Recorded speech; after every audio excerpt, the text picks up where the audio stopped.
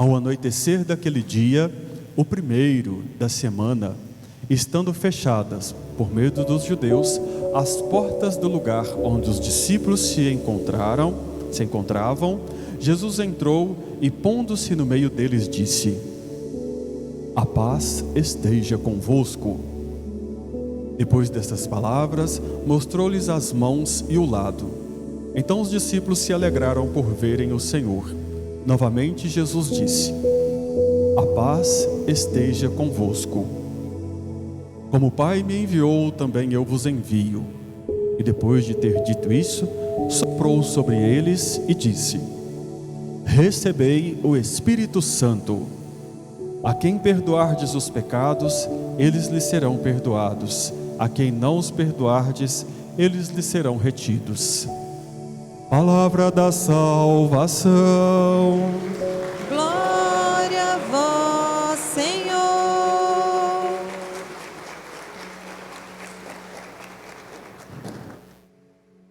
Que as palavras do Santo Evangelho perdoem os nossos pecados E nos conduza à vida eterna. Amém. Podemos assentar o instante para meditarmos a palavra de Deus que nós acabamos de ouvir. Podemos assentar? Isso. Deixar sentar aqui os apóstolos. Vieram aqui representando os 12 apóstolos que receberam a luz do Espírito Santo. Aí, pode apagar as velas também. Muito bem. Amados irmãos, amadas irmãs, nós estamos aqui neste último domingo do tempo pascal. Encerramos com a celebração, com a solenidade de Pentecostes, todo o período pascal que durou 50 dias. Penta significa 50, ou 5, assim, né? Então, Pentecostes são 50 dias depois da Páscoa. Resultado, então, para nós, é como se a igreja hoje celebrasse tudo aquilo que ela realizou durante o período pascal, com a ressurreição de Cristo e o anúncio dos apóstolos, para dizer a todos nós que nós somos muitos, e agora é o Espírito Santo quem conduz essa multiplicidade que a igreja virou, que nós todos viramos, que o povo virou com a ressurreição de nosso Senhor Jesus Cristo.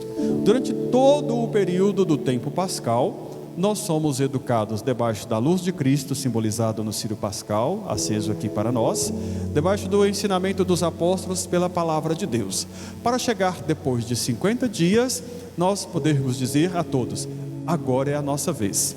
Nós não estaremos sozinhos, seremos guiados pelo Espírito Santo, fortalecidos pela comunhão eucarística de Jesus Cristo e abençoados por Deus Pai. Chegou a nossa vez de anunciarmos a salvação para todos, para o mundo inteiro, sem exceção. E assim é que nós chegamos aqui ao final deste período pascal, para recebermos a bênção de Deus, os dons do Espírito Santo, a luz do Espírito Santo, para darmos continuidade à missão que antes fora de nosso Senhor Jesus Cristo, passou para os apóstolos e hoje é dada a nós, numa grande responsabilidade de anunciar para todos a salvação. É assim que durante todo o período pascal, a palavra de Deus que nos foi dirigida na primeira leitura sempre foi do livro dos Atos dos Apóstolos. Após a ressurreição de Jesus, Lucas contou para nós, no livro dos Atos dos Apóstolos, as atitudes que os apóstolos tiveram, como foi a evangelização após a ressurreição de Jesus, quais foram as atitudes dos apóstolos para indicar para todos nós: olha, Jesus Cristo veio, nos falou de salvação, após a sua ressurreição passou a missão para os apóstolos deixou para nós as suas atitudes, as suas orações, os seus comportamentos, os seus hábitos, a sua evangelização, e agora chegou a nossa vez de imitarmos os gestos de Cristo que os apóstolos tomaram como atos para as suas vidas, como atitude de vida, e que alcançou agora para nós as nossas atitudes no mundo atual. Assim então, o livro dos Atos dos Apóstolos vai recordar que, com as atitudes dos apóstolos, com a evangelização dos apóstolos, com o anúncio dos apóstolos, a igreja expandiu, o cristianismo, podemos dizer assim, expandiu e alcançou outras civilizações, outros povos. Assim, o autor sagrado Lucas relata para nós que naquele dado momento de uma festa de Pentecostes, o Espírito Santo, que havia sido derramado sobre os apóstolos por Jesus Cristo, inspirou que eles falassem em diversas línguas para evangelizar os povos. Assim, os apóstolos evangelizaram para 3 continentes diferentes. Anunciou para a Europa, anunciou para a Ásia e anunciou também para a África e, claro, ali o Oriente Médio, onde está Jerusalém. Resultado, eles conseguiam se comunicar em diversas línguas à medida que o cristianismo foi se expandindo. E é claro que ali era o mundo conhecido deles. Quando se fala que eles evangelizaram o mundo todo, é porque era o mundo que eles conheciam. É claro que depois, só ali em 1500, que eles iriam descobrir novos continentes. Então eles estão falando do mundo que eles conheciam. E claro, do extremo oriente, do norte da Europa, o leste europeu, e também o norte da África, toda a região ali que era conhecida e que era alcançada por eles. Assim. E o que significa dizer que ali que eles falavam em diversas línguas? Porque eles conheciam aqueles que eles foram evangelizar, e aqueles aos quais eles foram evangelizar, conheciam a história dos judeus, conheciam as escrituras, conheciam a vida de Jesus, porque os apóstolos assim o fizeram. Lembrando que o livro dos Atos dos Apóstolos foi escrito lá pelo ano 55, 60 depois de Cristo. Então, está vendo? Já tinha dado tempo, é claro, da evangelização começar a expandir, do anúncio da ressurreição de Jesus se tornar conhecido, dos textos bíblicos da Sagrada Escritura também dos judeus se colocar ali na condição de serem conhecidos. Tudo o que aconteceu na Semana Santa já havia sido conhecido de todos. Então, eles não estão falando pegando ninguém desprevenido. Aquelas pessoas já sabiam das histórias. E ali, num dado momento de Pentecostes, eles começam a falar as línguas das quais aquele povo já havia tido conhecimento e contato. Mas assim também para nós, no mundo atual, é o Espírito Santo que nos inspira a evangelizar a todos. E nós seremos chamados também a falar na mesma linguagem que todos. Isso não significa dizer que todos nós teremos que aprender língua estrangeira, claro que não. Mas se nós formos evangelizar as crianças, claro que nós teremos que usar uma linguagem que as crianças entendam. Se nós formos evangelizar os adolescentes e os jovens, nós teremos que usar de uma linguagem que eles compreendam, de uma juventude, de uma adolescência que está ali super conectada com a internet, com redes sociais, computadores, celulares. Dessa forma, nós teremos que usar uma linguagem que eles compreendam para fazer chegar até eles uma mensagem de salvação. Se nós formos evangelizar aos casais, claro que nós teremos que usar uma linguagem de família, uma linguagem de casal, assim. Se nós formos evangelizar os nossos idosos, que muitos não estão assim tão conectados com o mundo atual pela internet, celulares, redes sociais, claro que nós teremos que usar uma linguagem que eles sejam capazes de compreender. Foi isso que os apóstolos conseguiram assimilar. Eles conseguiram falar de uma linguagem que todos pudessem entender, cada um com o seu jeito, com a sua expressão, com a sua cultura, com a sua raça, com o seu jeito de ser. Os apóstolos respeitaram isso na sociedade e assim conquistou estas pessoas pela evangelização e uma mensagem de salvação, transmitindo o jeito de Jesus Cristo de falar de Deus, de falar do reino dos céus, de falar de salvação. Todos puderam compreender em sua própria língua. Assim deve ser então a nossa atitude no mundo. Não tente transformar as pessoas com o seu jeito de ser. Aceite o outro da forma que ele vem. Aceite o outro da forma que ele vem até você, para que você possa falar de Deus, anunciar a salvação, mostrar para ele que essa vida tem jeito, mostrar para ele que um homem, Jesus Cristo, morreu na cruz para nos salvar, ressuscitou depois de 3 dias para nos dar condições de salvação e que retornou para Deus para um dia poder nos acolher por lá. Tem que saber conhecer isso para poder transmitir da forma com que a pessoa chega. Nós não estamos no mundo para julgar, nós estamos aqui para oferecer salvação. Esta foi a missão que Deus deu a Jesus Cristo, que passou para os apóstolos e chegou até nós. Nós temos uma missão no mundo, de levar uma mensagem que salva, de falar de Deus para as pessoas, de falar do reino dos céus, de falar deste homem Jesus Cristo com coragem, ousadia, assumiu sobre ele o que era pecado nosso, porque ele não tinha, mas perdoou todos os nossos para que possamos ser salvos. Assim é que Paulo agora, na segunda leitura, vai poder dizer então para nós, que diversas são as pessoas, diversos são os dons, diversos são os carismas, mas nós estamos ligados por uma só pessoa, Jesus Cristo. É como se ele fosse a cabeça, como se a igreja fosse o corpo e nós fôssemos os membros. Não tem como estar deslocado uns dos outros. Há entre nós um ponto de união, Jesus Cristo. Nós somos muitos, cada um chegou aqui do seu jeito. Cada um chegou aqui da sua maneira, do seu jeito de ser, com as suas expressões. Cada um trouxe até aqui o que veio de sua casa, da sua vida cotidiana. Mas aqui entre nós há um ponto de união: Jesus Cristo que nos salva.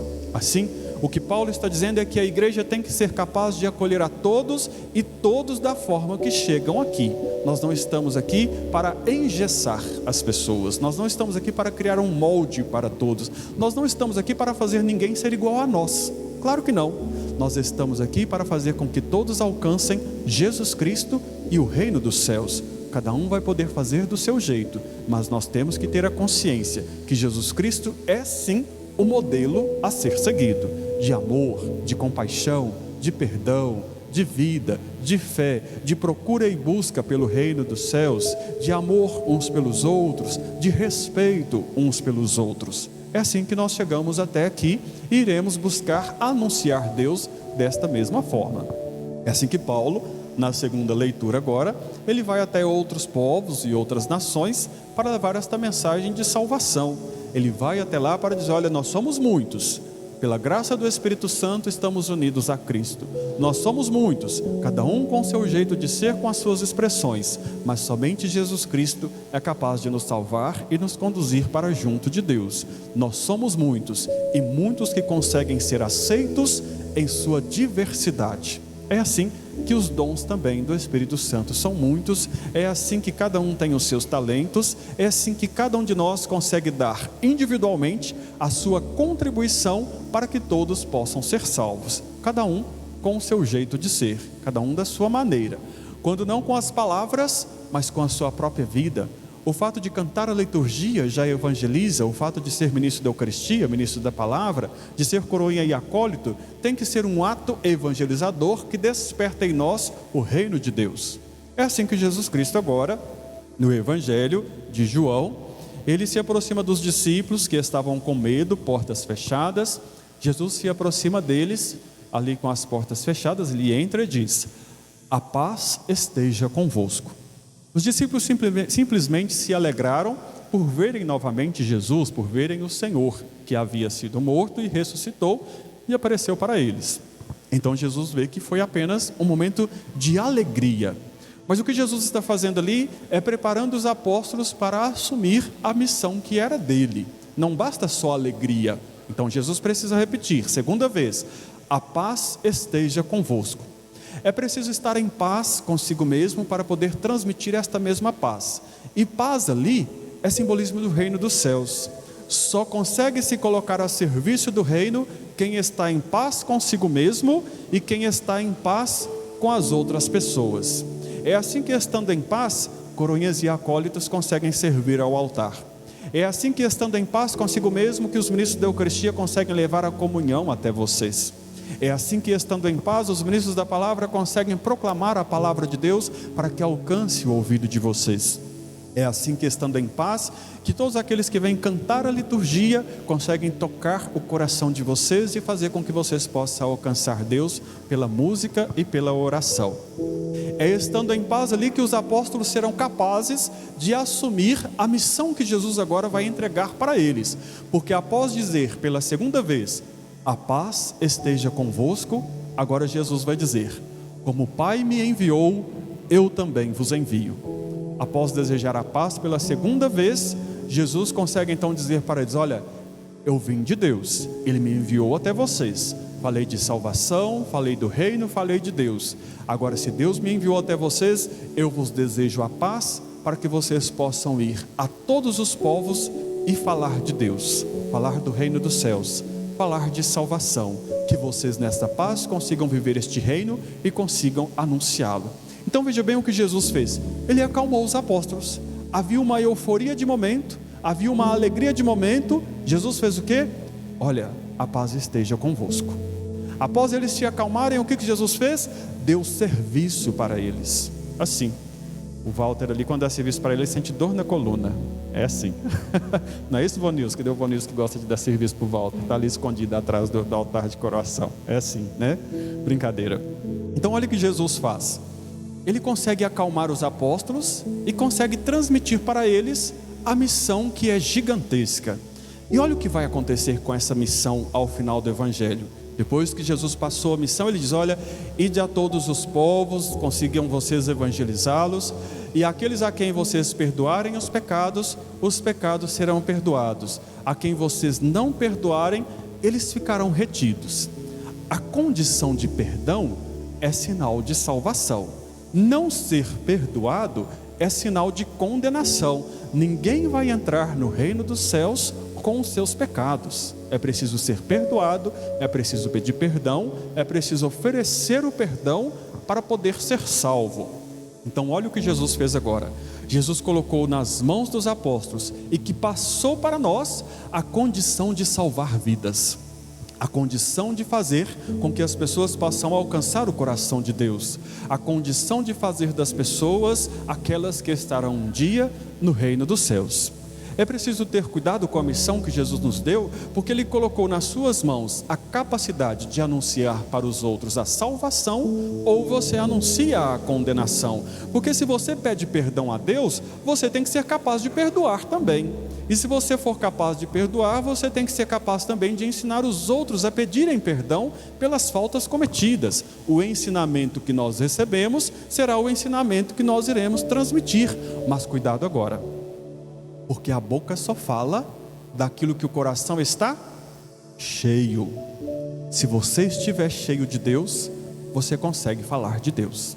Se você estiver cheio da palavra de Deus, você consegue anunciá-la. Se você estiver cheio do Espírito Santo, você consegue se deixar guiar por Ele. Mas se você estiver vazio de tudo, como é que você vai ser capaz de pedir e de oferecer perdão? Se você estiver vazio da palavra de Deus, como é que você vai conseguir anunciá-la? Se você estiver vazio de Deus, se não tiver Deus presente em sua vida, como é que você vai ser capaz de anunciá-lo e mostrá-lo presente em sua vida e poder anunciar para outras pessoas? Assim, a missão que Jesus Cristo nos passa é para a sua salvação e para que você ajude os outros a encontrar este caminho de salvação. Você não vai salvar a vida de ninguém, quem salva é Jesus Cristo, mas você pode apontar Jesus Cristo como Salvador de todos. Assim então, é que o domingo de Pentecostes nos inspira a assumir a missão que é Jesus Cristo para tentar salvar vidas, para que as pessoas encontrem um caminho de salvação. A missão que Jesus Cristo nos passa recorda para nós 3 sacramentos pelo menos. Sacramento é sinal da presença de Deus neste mundo. Primeiro deles, pela graça do batismo nós recebemos o Espírito Santo. Ninguém nasce com o Espírito Santo, nós o recebemos no batismo. Mas o Espírito Santo sempre existiu, é claro, na Santíssima Trindade, Pai, Filho e Espírito Santo. Mas para habitar o nosso corpo, habitar a nossa vida, nós temos que ser batizados. E no batismo, nós nos tornamos uma família, todos nós aqui reunidos, sem exceção, e nós nos colocamos num caminho de conversão, auxiliados pelos nossos pais e, claro, pelos nossos padrinhos. Assim, então ninguém nasce com o Espírito Santo, nós o recebemos no batismo e ele ilumina os nossos passos para alcançarmos a salvação, o reino dos céus. Resultado então agora, o segundo sacramento que a liturgia hoje nos revela, o sacramento da crisma, que é também ali a confirmação da presença do Espírito Santo na vida de vocês, dos 7 dons do Espírito Santo, e para dizer a você que pela crisma agora você é o responsável pela sua fé. Pela crisma não é mais o seu padrinho, não é mais sua madrinha, nem a sua mãe, nem seu pai. Pela crisma você está dizendo: olha, agora eu já entendi a minha fé, agora eu consigo caminhar sozinho, agora eu consigo trilhar um caminho de salvação. Você assume uma maturidade na fé, você deixa de ser criança na fé para ter uma fé madura, amadurecida. E o terceiro sacramento ali é o da confissão e da penitência. Alguns vão dizer assim para vocês: precisa confessar com o padre? Não, ele é pecador igual nós mesmos. De fato, todo padre é ser humano, é pecador sim, mas ele também pede perdão. Mas cuidado, porque se alguém disse você acredita, não foi isso que Jesus te pediu. E aí você tem que fazer uma decisão: ou você obedece aos homens e mulheres deste mundo, ou você obedece a Cristo que pediu aos apóstolos: ide por todo o mundo e perdoai os pecadores. Aqueles vocês que perdoarem serão perdoados, e aqueles aos quais vocês não perdoarem, eles ficarão retidos. E olha o que acontece agora. Lá no seu quarto, quando você pede perdão, lá não tem ninguém para te oferecer o perdão de Deus. E Deus nos usa de instrumento, todos nós pecadores sim, porque nós somos mesmo, isso não é problema para nós, nós somos seres humanos. Se alguém quer santificar a sua vida, vai ser só depois da morte, não tem outro jeito, todo ser humano é pecador. Mas pecador que nós somos, Jesus falou que nós podemos perdoar os pecados. E agora ninguém pode contestar Jesus Cristo. Não adianta dizer que você vai se confessar só no seu quarto para Deus, porque não é isso que o Evangelho pede. Nós estamos aqui para obedecer a Jesus Cristo. E se Jesus disse que você é capaz de perdoar os pecados dos outros, Ele te capacitou para isso, pela graça do Espírito Santo. Ele passa esta missão para os apóstolos, e os padres e os bispos conseguem sacramentalmente, agora sinal da graça de Deus, pelo sacramento da penitência e da conversão, os padres que são pecadores e pedem perdão pelos seus pecados, conseguem fazer chegar até vocês o perdão de Deus. Não é vergonha dizer que é pecador. Vergonha é não pedir perdão pelos pecados. Não é vergonha você assumir os seus pecados. Vergonha é você não ter capacidade de pedir perdão, de você se arrepender do que fez. Vergonha é não acreditarmos que Deus, pelo ser humano que Ele criou, consegue perdoar os nossos pecados. Não é vergonha você se colocar diante do sacerdote e pedir perdão por algo grave que você fez. Feio é você esconder o que você fez e não se arrepender, não se converter, não tirar aquele mal da sua vida e jogar fora, tirar aquele peso de consciência da sua vida. Isso é que é vergonhoso. Vergonhoso é a gente se arrastar com o pecado uma vida inteira e não ser capaz de resolvê-lo. Pedir perdão é mais fácil, pedir perdão é mais digno, pedir perdão enobrece o ser humano. Pedir perdão mostra que Deus está acima de você e que você precisa dele. Pedir perdão é você obedecer ao Jesus Cristo, que disse: olha, a quem vocês perdoarem os pecados serão perdoados. Pedir perdão e ser perdoado é quando você comete algo de errado lá na sua casa, sua família, você tem coragem de chegar perto da sua esposa e pedir perdão para ela. É você pedir perdão para o seu esposo, é você pedir perdão para os seus amigos, é você pedir perdão para quem mora com você, é você pedir perdão para os seus pais, é você pedir perdão para as pessoas que estão ali dentro da sua casa e ser capaz de perdoar e de ser perdoado. Isso engrandece a sua vida e te faz alcançar cada dia mais um pouco mais próximo de Deus. Guardar os seus pecados para si é que é vergonhoso. Acreditar que só entrar dentro do seu quarto e pedir perdão para Deus sem saber se converter, mudar de vida e se reconciliar com o outro, isso é vergonhoso sim. Isso não pode entrar na sua vida e na sua casa. Por acaso então os seus pecados vão ficar todos lá dentro do seu quarto? Toda vez que você entra lá, você vai se deparar com eles? Porque quando Jesus Cristo dá ordem para perdoar, é como se Ele te desse uma página em branco para você recomeçar a sua vida. Os pecados não vão para dentro do seu quarto. São apagados definitivamente quando você pede perdão e recebe o perdão. Mas cuidado, porque Jesus Cristo também disse que para aqueles que não conseguem pedir perdão, ficarão ali retidos os pecados. O que Jesus está dizendo? Se chega uma pessoa aqui para se confessar e ele diz para o padre: padre, eu matei fulano. Matar é pecado, o mandamento diz: não matarás. O padre pergunta para ele: mas você se arrependeu, você se converte, você consegue resolver agora a sua situação de vida? E aí o sujeito diz: não, padre, se for preciso eu volto lá e mato o pai, a mão e o irmão dele. A pessoa se arrependeu? Claro que não. Se converteu? Claro que não. A pessoa está ali disposta a receber perdão? Claro que não. Ela foi lá só contar o que fez, mas não conseguiu mudar de vida. Então não tem perdão se a pessoa não quer mudar de vida. Pedir perdão é mudança de vida radical. É você se eliminar daquilo que você fez e não voltar a praticar mais. Ou então se chegasse alguém e dissesse assim para o padre: não estou julgando ninguém, nem contando os pecados de ninguém, só vou dar um exemplo. Alguém que chegasse e dissesse assim: padre, cometi aborto. Ou então incentivei o aborto. Cometer aborto é pecado, incentivá-lo também é pecado. E a igreja entende que é pecado sim, mas as pessoas têm condições de salvação. Todo pecado tem perdão, desde que a pessoa se comprometa a mudar de vida, assim. E aí o padre pergunta: mas você se arrependeu do aborto que você fez? E a pessoa fala: não, padre, se eu preciso eu pratico mais uns 5. Ela se arrependeu? Claro que não. Ela buscou conversão? Claro que não. O que ela foi fazer? Ela foi só contar o ato que ela tinha cometido. Ela não foi pedir perdão. Ela foi contar para o padre o que tinha feito. Ela pode até se converter, tem chance de conversão, ela pode até não voltar a praticar mais, ela tem chance de mudança de vida, mas para receber o perdão sacramental que nos faz alcançar Deus, você precisa mudar de vida sim, porque senão você foi lá só para contar. Contar por contar, as crianças conseguem contar para os pais aquilo que elas fazem de errado, por exemplo, na escola, na rua, aquilo que xinga, aquilo que mente. Cada um consegue contar o que faz, mas pedir perdão é diferente. Pedir perdão é quando você se compromete a não cometer os mesmos atos, e perdoar é a capacidade de não se deixar afetar por aquilo que o outro fez.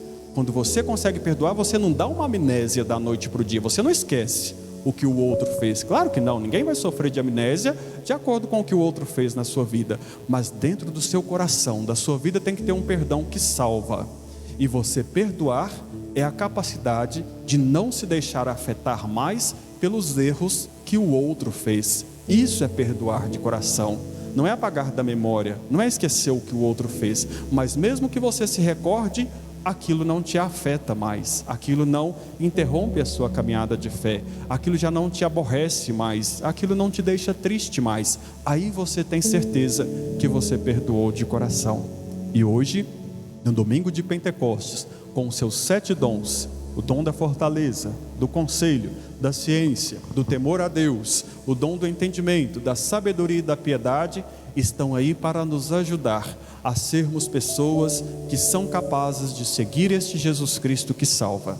Que o domingo de Pentecoste te inspire hoje e sempre a derramar sua vida diante do altar como quem deseja ser salvo. Te inspire hoje e sempre a se deixar iluminar pela graça do Espírito Santo. Espírito,